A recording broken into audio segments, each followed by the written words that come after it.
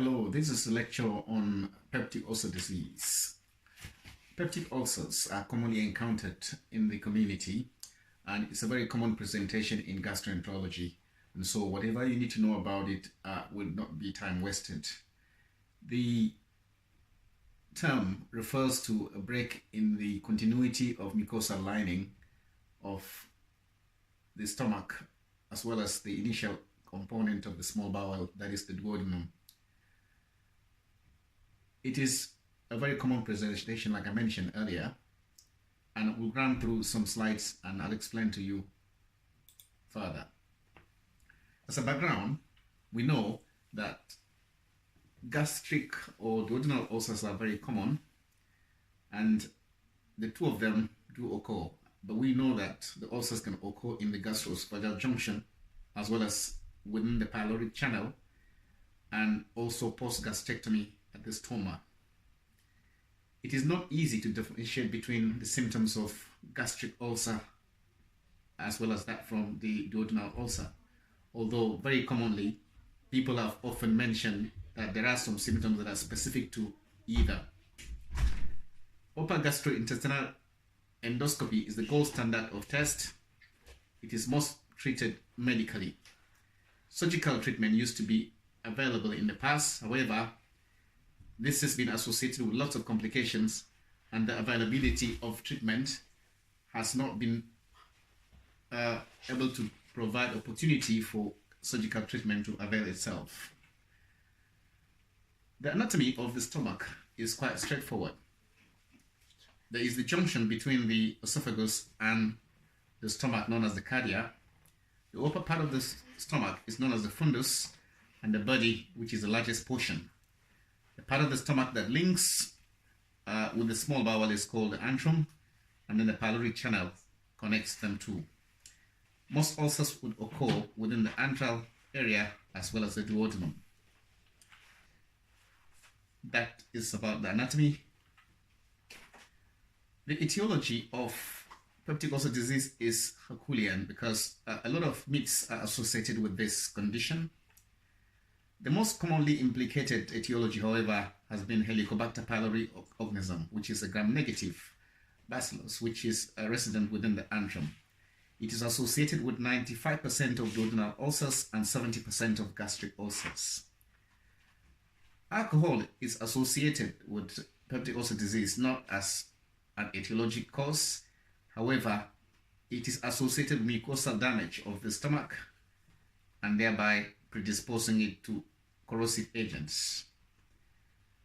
Drugs such as non-steroidal anti-inflammatory drugs will disrupt the mucosal permeability and thereby also decrease the prostaglandin secretions that are required to stabilize the mucosal lining of the stomach. Additional evidence has proven that serotonin reuptake inhibitors as well as spironolactone are also implicated.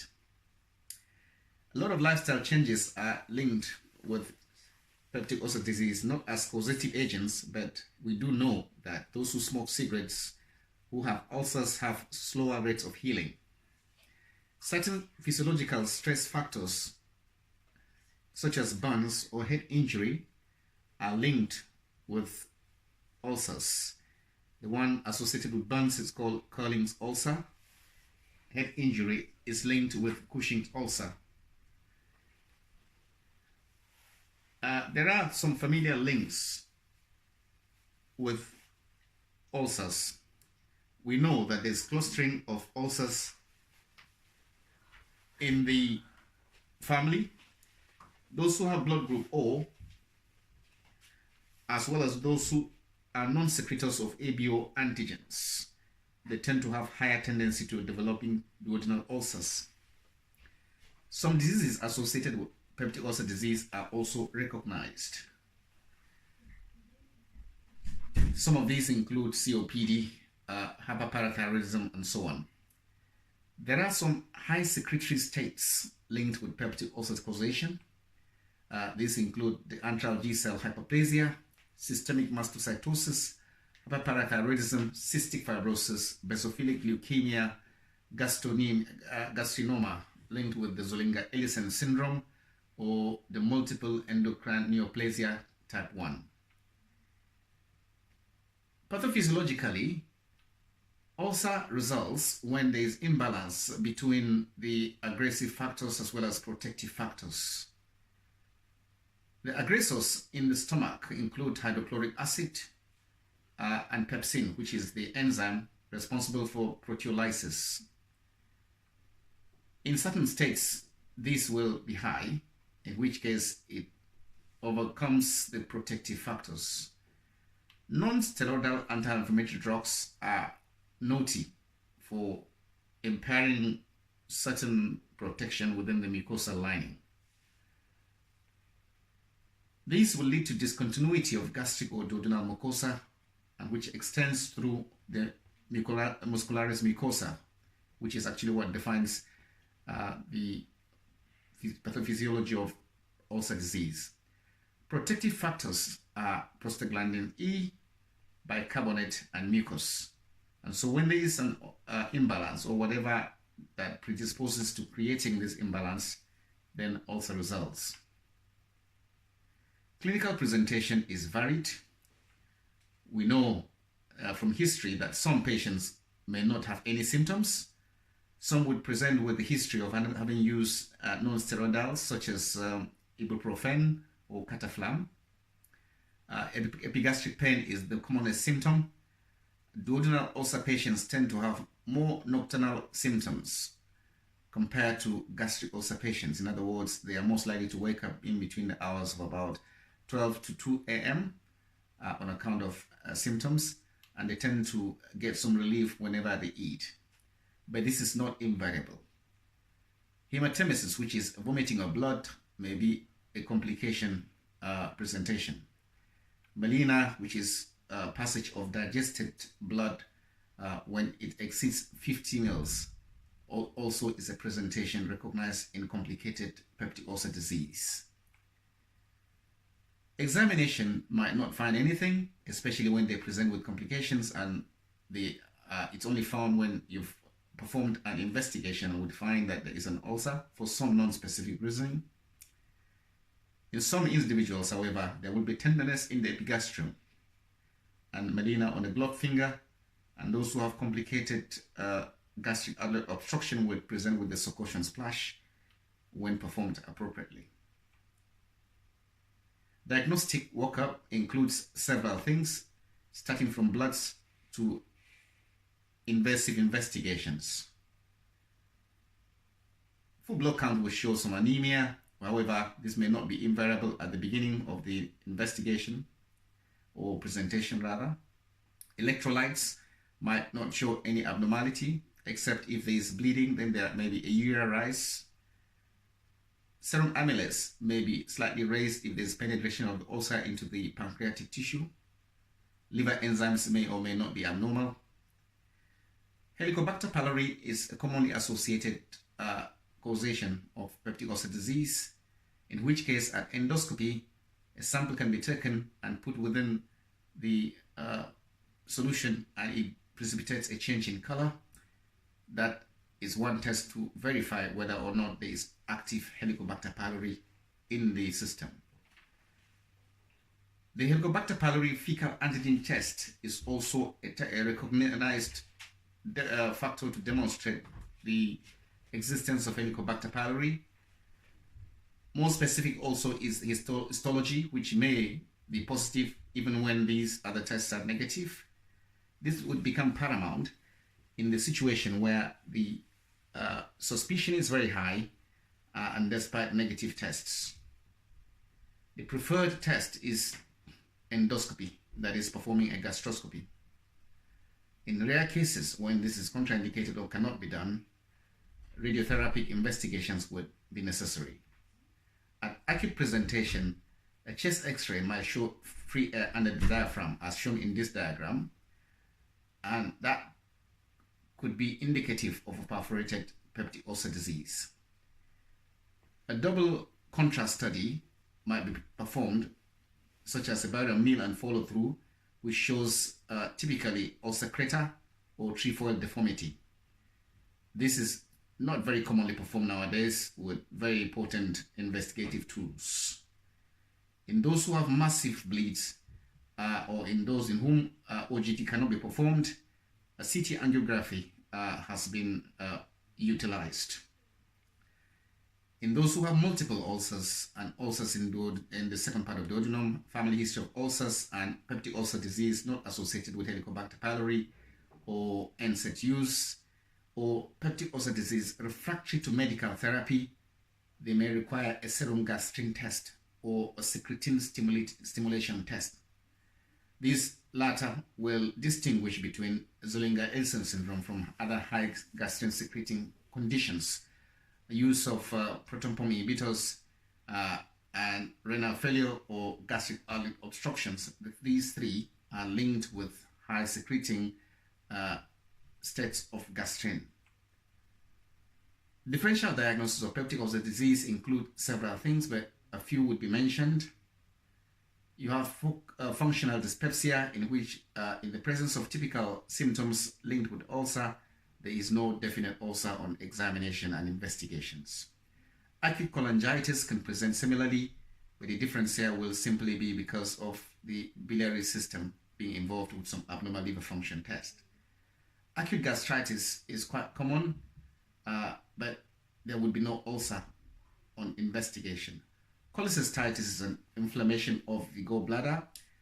This would present with typically a lot of pain that is provoked on eating fatty meals.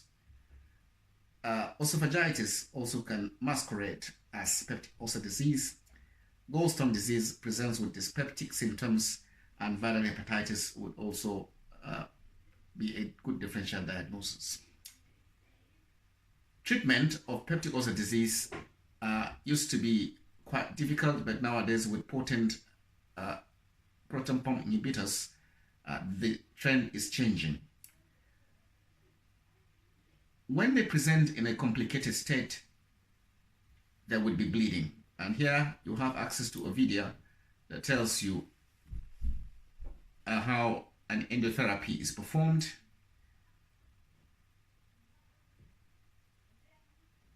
A 82-year-old male, very frail, many comorbidities, 2-day history of melena with a drop in hemoglobin. There you see the pylorus, and the endoscope is getting and some blood in the antrum there. It is being washed carefully.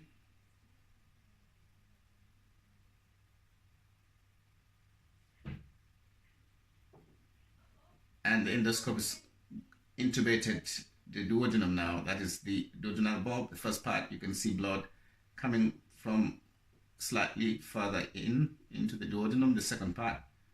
So there you can see some active bleeding, which is being flushed away.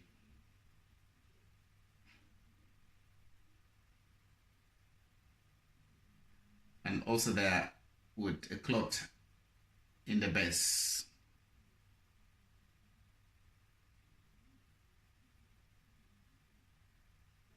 See definite blood vessel there in the base. So the endoscopist is preparing now to give some endotherapy.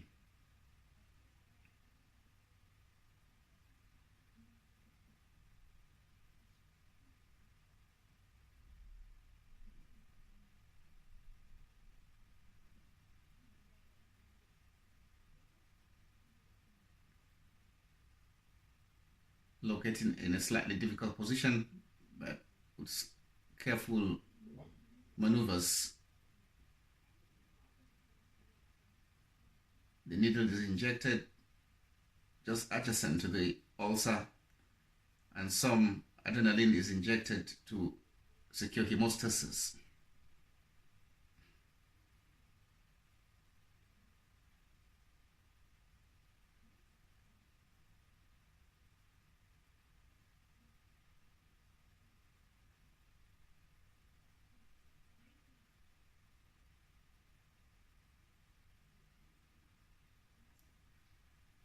That was just to show you how the endotherapy can be effective treatment for actively bleeding peptic ulcer disease at presentation. Also, if that fails, or if it's not possible to be performed, the next would be a CT angiography or embolization. In very severe cases or complicated cases, such as perforation of the peptic ulcer disease, perforating the stomach or duodenum, surgery would be relevant.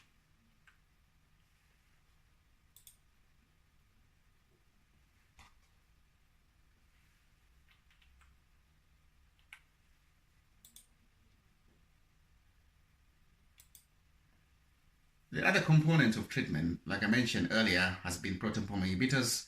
Those are the most potent at the moment. H2 receptor blockers are being used and had been used historically. Antacids are weaker, but for all of this, the most pivotal treatment is to make sure that the precipitating factor is sorted, such as eradication of Helicobacter pylori. That includes the use of triple therapy or quadruple therapy, as the case may be. The medical management of NSAID-induced ulcers includes avoidance of painkillers if it's possible. If, however, this must be taken, then to use these medications alongside proton pump inhibitors. Diet, which has been a myth that many people believe are causing ulcers, is not true. There's no significant role of dietary factor in treatment. Common sense, however, requires that any food or beverages that aggravate symptoms be avoided. The complications of peptic ulcer disease are recognized, such as when there is a lot of edema in the distal stomach, it tends to obliterate the passage of the food or contents through into the small bowel, in which case there is gastric obstruction. And that can be seen in this x-ray of a child with obstructed stomach. Also, an ulcer may erode through the stomach wall and perforate, or it could penetrate through the posterior wall of the stomach into the pancreatic tissue, which is lying posterior to the stomach. Complications of surgery are recognized. However, these surgeries are not common now, such as dumping syndrome and many other factors linked with surgery, such as healing by sacralization, leading to a recognized complication of gastric outlet obstruction.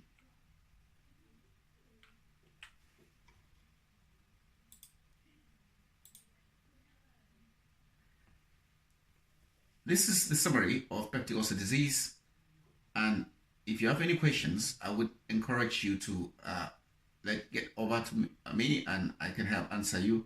But please try and subscribe to our website at www.worthy-works.com. Thank you very much for your time.